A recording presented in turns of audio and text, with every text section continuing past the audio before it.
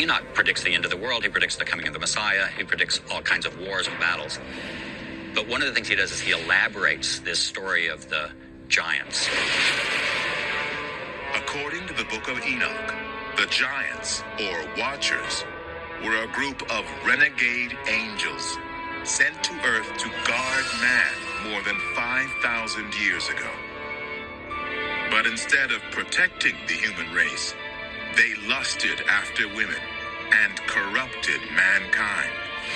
The watchers mate with human women, but also what the watchers do is they teach women all kinds of forbidden arts, such as warfare, magic, how to make weapons, and also cosmetics. So makeup comes from the evil watchers who taught women how to make up their faces. The Book of Enoch is a real conundrum because this idea that the rebellious angels have a power that can rival God is something that is very threatening to traditional church.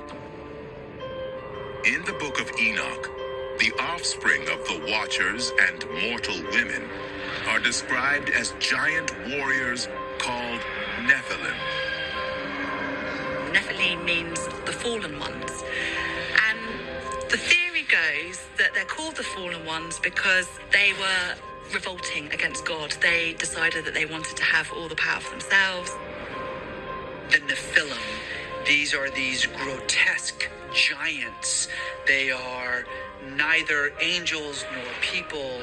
They are described as monstrous beings, and there were apparently thousands of them that populated the earth. In fact, there were so many of them that at a certain point God had to destroy all of humanity in order to get rid of them.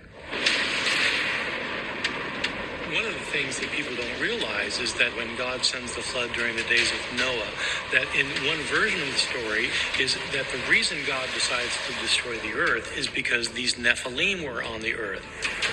We don't know why this literature was ultimately excluded from the canon. Perhaps it's because of its description of the fall of the rebel angels and their mating with mortals. Perhaps its understanding of the end of time fell out of favor with Jews and Christians. The Book of Enoch begins with a warning to all humanity that a divine judgment has been rendered and a sentence will be imposed. God tells Enoch that all life on earth will be destroyed in a violent flood. And, as with the story in Genesis, God blames this evil on the sons of God, angels who lusted after the daughters of men. These angels are sometimes referred to as watchers. They keep constant watch. And they decide one day, about 200 of them, that they're going to descend to the earth. They would like to very much make contact with these mortal women. The Book of Enoch may have been an attempt to expand on the mysterious giants, the sons of God, and the daughters of the earth, spoken of in Genesis.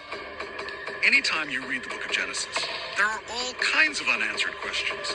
Suddenly, there is this quick few verses at the beginning of the flood story about giants in the land that come from the sons of God mixing with the daughters of the earth. And you stop and think, wait a minute, what's this all about?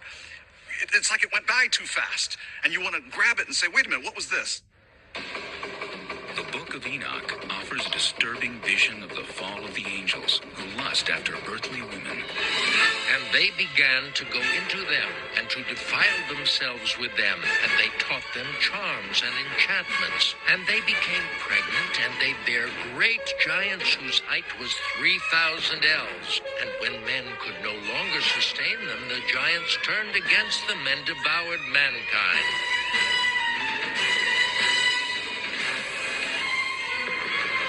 Go willingly or peacefully.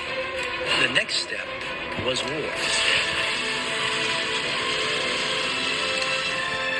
And war broke out in heaven. Michael and his angels fought with the dragon, and the dragon and his angels fought, but they did not prevail, nor was a place found for them in heaven any longer. So the great dragon was cast out, that serpent of old called the devil, Satan, who deceives the whole world.